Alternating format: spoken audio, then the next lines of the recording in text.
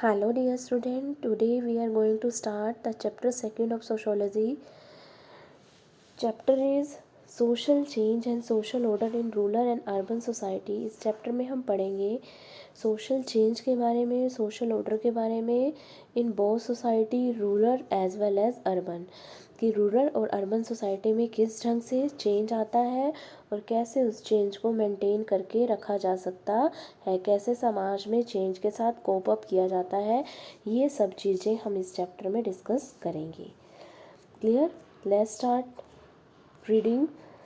Firstly, student, you have to understand the meaning of change. What is change? Change is to exchange one thing for another thing, especially for of a similar type. Change का क्या मतलब होता है कि exchange करना एक चीज़ को दूसरी चीज़ के लिए, कि पहले हम ये चीज़ यूज़ कर रहे थे, अब उसके बदले में न्यू चीज़ यूज़ कर रहे हैं, इसको बोलते हैं change.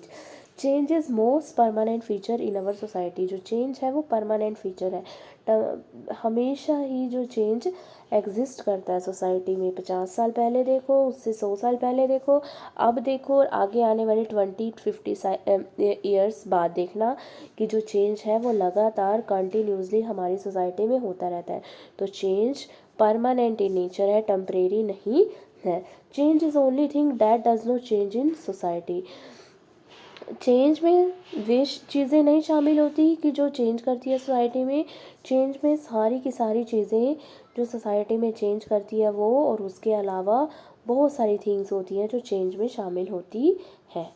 This is the simple definition of what is change. And in sociology we study about the social change. What is social change? Let's understand the meaning of social change. Change is most permanent feature of any society. as we discussed earlier कि change permanent है society में, permanent feature है society का. Social change can be defined as transformation in the method of thinking and working of people. Social change का क्या मतलब होता है कि जो लोगों की सोचने की मेथड है उसमें चेंज आना, और साथ ही साथ जो वर्किंग पैटर्न है उसमें चेंज आना. आज के टाइम में और हम पहले वाले टाइम में हमारा way of thinking, way of working, way of living, सब चीज़ें चेंज हो गई है. तो इसलिए हम बोल सकते हैं कि हमारी सोसाइटी में चेंज आ गया, और चेंज का नेचर है permanent.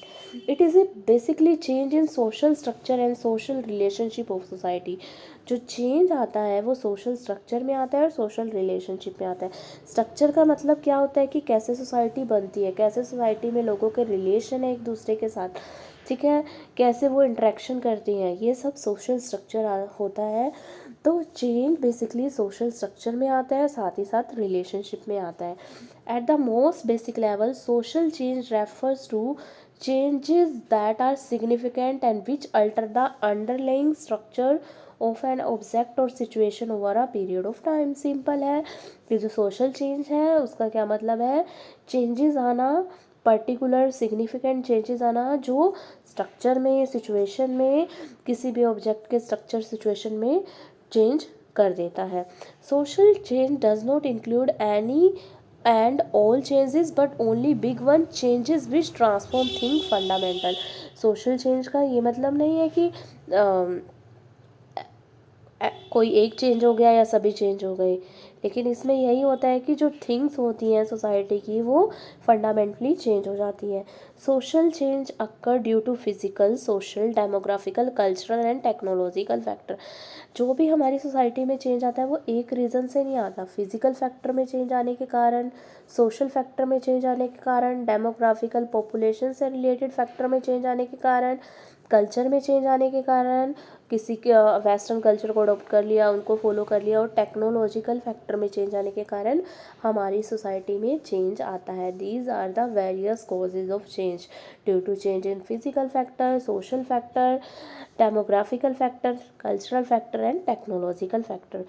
Population growth influence adversely on uses of natural resources which also cause social change. जैसे जैसे हमारी कंट्री में पॉपुलेशन ग्रो होती रहती है, जैसे जैसे हमारी कंट्री में पॉपुलेशन बढ़ती रहती है, वो एडवर्सली अफेक्ट करती है नेचुरल रिसोर्सेज पर. जैसे नेचुरल रिसोर्सेज हमारे पास लिमिटेड वे में होते हैं, हमारी पॉपुलेशन लिमिटेड थी तो हम उनको सही ढंग से यूज़ कर रहे थे उन रिसोर्सेज को, लेकिन जैसे ही हमारी पॉपुलेशन बढ़ गई तो हम नेचुरल रिसोर्सेज को और भी ज़्यादा एक्सप्लॉयटेशंस करने लग जाते हैं, जिसके कारण हमारे समाज में और भी ज़्यादा चेंज आते हैं। मतलब एनवायरनमेंट से रिलेटेड प्रॉब्लम, एनवायरनमेंट पोल्यूशंस, ये सब चीज़ें अक्कड़ हो जाती हैं। Change that takes slowly over a long period of time are referred to the as evolutionary change. यहाँ इवोल्यूशनरी चेंज की मीनिंग बता रखा है, वो चेंज जो धीरे धीरे होता है उसको बोलते हैं इवोल्यूशनरी चेंज। इवोल्यूशनरी चेंज वो चेंज जो 15-20 सालों में होगा, वो चेंज जिसको वो सिस्टम जिसको बदलने में बहुत ज़्यादा ईयर लग जाते हैं, वो होता है इवोल्यूशन चेंज। नेक्स्ट है रिवोल्यूशन चेंज। रिवोल्यूशन चेंज क्या होता है? वो चेंज जो बहुत ही क्विकली होता है, बहुत जल्दी जल्दी होता है, 1 साल में, 6 महीने में, 3 महीने में, जो वो चेंज जो बहुत ही क्विकली होता है उसको हम बोलते हैं रिवोल्यूशनरी चेंज। तो टाइम के अकॉर्डिंग चेंज को हमने 2 पार्ट्स में डिवाइड किया है। फर्स्ट है इवोल्यूशनरी चेंज एंड सेकेंड है revolutionary change. Evolutionary change occurred, it take lots of time, and revolutionary change which occurred very quickly in the society. So these are the 2 kinds of change, evolutionary and revolutionary change. Social change is a broader concept. जो social change का concept है वो limited concept नहीं है, ये बहुत ही broader concept है। It include all the area of society. इसमें हर चीज़ें शामिल है। अगर सोसाइटी की पॉलिटिकल सिस्टम में चेंज आ गया, कल्चर में चेंज आ गया, इकोनॉमिकली या फिजिकल फैक्टर में चेंज आ गया, तो इससे हमारी सोसाइटी में चेंज आता है। इन्हीं के कारण ही पॉलिटिकल फैक्टर में चेंज आने के कारण, कल्चरल, इकोनॉमिकली, एनवायरनमेंट फैक्टर में चेंज आने के कारण हमारी सोसाइटी में चेंज एग्जिस्ट करता है। By and large there are 5 broad sources of social change. यहाँ 5 तरह के सोशल चेंज बता रखे हैं। फर्स्ट है एनवायरमेंटल सोशल चेंज, सेकेंड है टेक्नोलॉजिकल सोशल चेंज, थर्ड है इकोनॉमिक, फोर्थ है पॉलिटिकल एंड फिफ्थ है कल्चरल चेंज। इनके कारण इनमें चेंजेस आने के कारण हमारी सोसाइटी में चेंज आता है। एनवायरनमेंट में चेंज आ गया तो हमारी सोसाइटी में चेंज आएगा। एनवायरनमेंट में किस रीज़न से चेंज आया वो हम डिटेल में पढ़ेंगे। टेक्नोलॉजी, पहले लेबर इंटेंसिव टेक्निक अपनाई जा रही थी, आज कैपिटल इंटेंसिव, आज मशीनरी से लोग काम कर रहे हैं। तो टेक्नोलॉजी में चेंज आने के कारण हमारे सोशल रिलेशन, सोशल स्ट्रक्चर में चेंज आ सकता है। पॉलिटिकल सिस्टम में चेंज आने के कारण, कल्चरल चेंज में वेस्टर्नाइजेशन, मॉडर्नाइजेशन, संस्कृताइजेशन, ये सब आ सकते हैं। इकोनॉमिक चेंज में जो वे ऑफ लिविंग है, वे ऑफ वर्किंग है, ये सारी चेंजेस आ सकते हैं। तो ये चेंजेस, इन फैक्टर में चेंजेस आने के कारण हमारी सोसाइटी में चेंज अक्कड़ होता है। Some sociologists have offered a distinctions between endogenous change and exogenous change. कुछ सोशोलॉजिस्ट ने फिर चेंज को फर्दर डिफाइन किया, endogenous and exogenous. Endogenous change कौन से होते हैं? जो हमारी कंट्री से अफेक्टेड होते हैं, जो हमारी कंट्री के फैक्टर्स होते हैं, उन्हीं के कारण जो चेंजेस आते हैं, कंट्री की इंटरनल पॉलिसी के कारण जो चेंजेस आते हैं, उसको हम बोलते हैं एंडोजीनियस चेंज।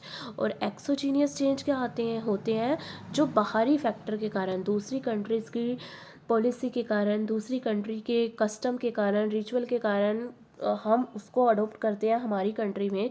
दूसरी कंट्री की चीज़ों को जो हम फॉलो करते हैं वो होते हैं एक्सोजीनियस चेंज। एंडोजीनियस जो कंट्री के इंटरनल, कंट्री के अंदर ही अंदर जो भी पॉलिसीज़ बनाई जाती है, कंट्री के अंदर की पॉलिसी से जो अफेक्टेड होते हैं वो एंडोजीनियस। और एक्सोजीनियस किसी आउटसाइड कंट्री से हमारी कंट्री में जो भी चेंजेस आए हैं वो है exogenous.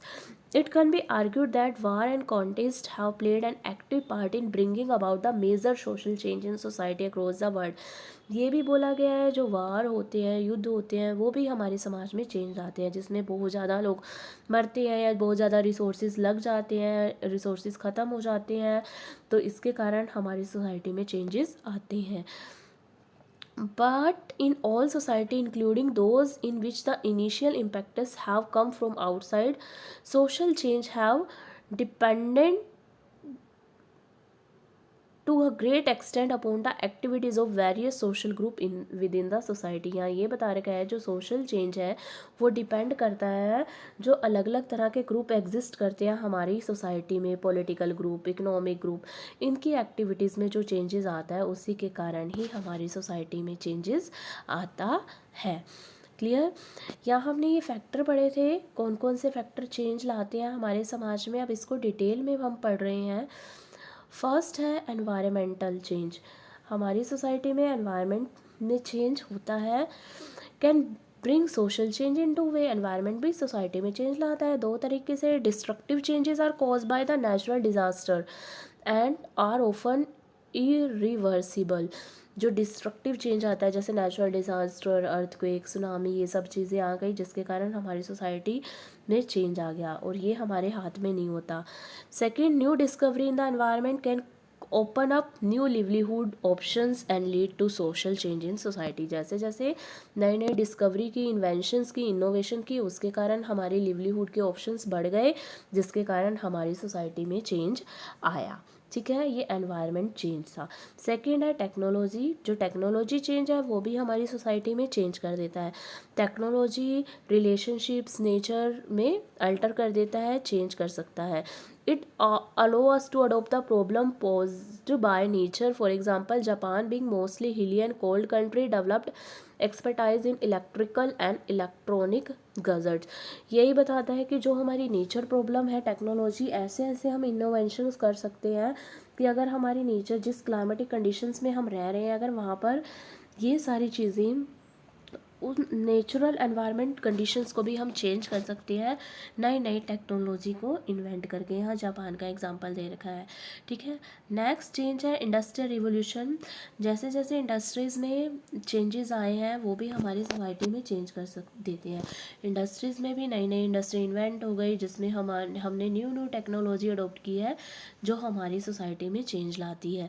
Uses of gun power, paper, mode of transport, railway, aviation have brought tremendous social change. ये नई नई चीज़ें जो हमने इन्वेंट की है, paper, gun powder, railway station और रेलवेज़, साथ ही साथ से जो एरोप्लेन्स के इक्विपमेंट्स बनाते हैं, इन सब का ये सारी इन्वेंशंस भी हमारी सोसाइटी में बहुत सारी चेंजेस लाए हैं. Social change due to technological factor are very fast and complex. जो हमारे समाज में टेक्नोलॉजी के कारण जो चेंज आया है वो बहुत ही फास्ट आया है. टेक्नोलॉजी डेवलपमेंट, टेक्नोलॉजी इनोवेशंस बहुत तेज़ी से हुई है. यहाँ हमने दो कॉज किए सोशल चेंज के. फर्स्ट है एनवायरनमेंट, सेकंड है technological factor which bring change in society. Next है पॉलिटिकल चेंज. हमारी सोसाइटी में पॉलिटिकल चेंज भी आए हैं. पॉलिटिकल चेंज के कारण भी हमारे सोसाइटी में सोशल चेंज आए हैं. पॉलिटिकल चेंज, पहले ये पॉलिटिकल गवर्नमेंट थी, अब ये हो गई, जिनके कारण जब जैसे जैसे न्यू न्यू पॉलिटिकल गवर्नमेंट आती है तो उनकी पॉलिसीज़ वगैरह ये सब चीज़ें चेंज हो जाती हैं. यहाँ ये बता रखा है कि political change internally with in society like the rejections of monarchy can bring about social change. जैसे नेपाल में हुआ था. नेपाल के लोगों ने, वहाँ पर पहले मोनार्की सिस्टम था, जैसे उन्होंने मोनार्की सिस्टम का रिजेक्शन किया तो उसके कारण चेंज आ गया. पहले लोग मोनार्की सिस्टम को फॉलो करते थे, अब लोग डेमोक्रेटी को फॉलो करने लगे. पहले लोगों को इक्वालिटी नहीं मिलती थी, फ्रीडम नहीं मिलती थी.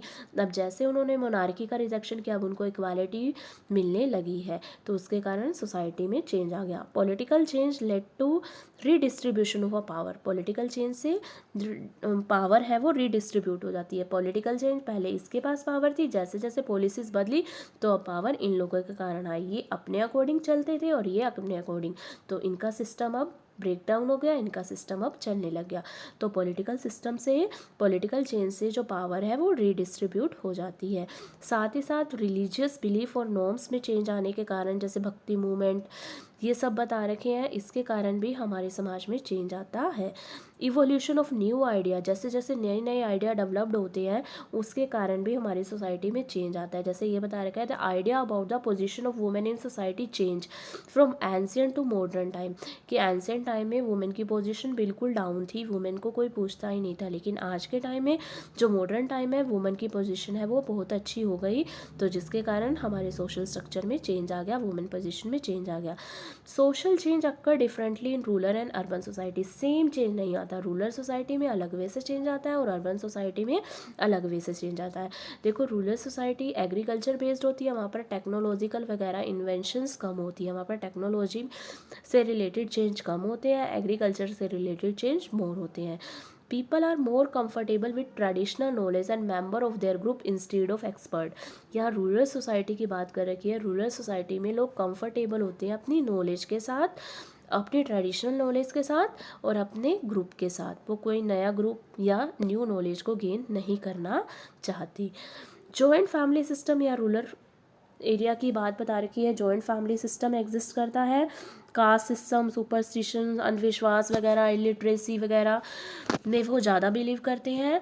रूरल सोसाइटी, तो इन सारी सोसाइटी में जो चेंज है वो बहुत ही स्लो होता है, धीरे धीरे होता है। अर्बन सोसाइटी इससे रिवर्स है। अर्बन सोसाइटी इंडस्ट्रियलाइज्ड होती है, यहाँ पर नई नई चीज़ें होती हैं, स्ट्रैटिफिकेशंस होते हैं, समाज को अलग अलग भागों में बांट रखा होता है, कास्ट के बेस पे, क्लास के बेस पे। तो यहाँ जो चेंज होता है वो फ्रिक्वेंटली होता है as compare to rural area. Heterogeneity in occupation, यहाँ पर होमोजीनियस नहीं होता, हेट्रोजीनियस। कोई किस इंडस्ट्री में, कोई किस इंडस्ट्री में, कोई क्या वर्क कर रहा है, कोई क्या वर्क कर रहा है। यहाँ का ऑक्यूपेशंस हेट्रोजीनियस होता है, लेकिन रूरल एरिया का ऑक्यूपेशंस होमोजीनियस होता है, सभी की सभी लोग एग्रीकल्चर में इन्वॉल्व होते हैं। ठीक है, तो यहाँ पर वैरायटी ऑफ पीपल भी डिफ़र होता है, कल्चर भी डिफ़र करता है, और यहाँ पर association and relationship are secondary and time based. Urban area में जो भी रिलेशनशिप बनते हैं वो सेकेंडरी होते हैं, टाइम बेस्ड होते हैं, प्राइमरी नहीं होते। People of different caste, religion and region live together with more tolerance. जो अलग अलग कास्ट के होते हैं, रिलीजन्स के होते हैं, वो एक दूसरे के साथ रहते हैं, लेकिन अपनी इंटेंशंस के साथ नहीं, अपने वर्क के लिए रहते हैं, और जैसे उनका वर्क कंप्लीट हुआ तो वो ब्रेक डाउन हो जाते हैं।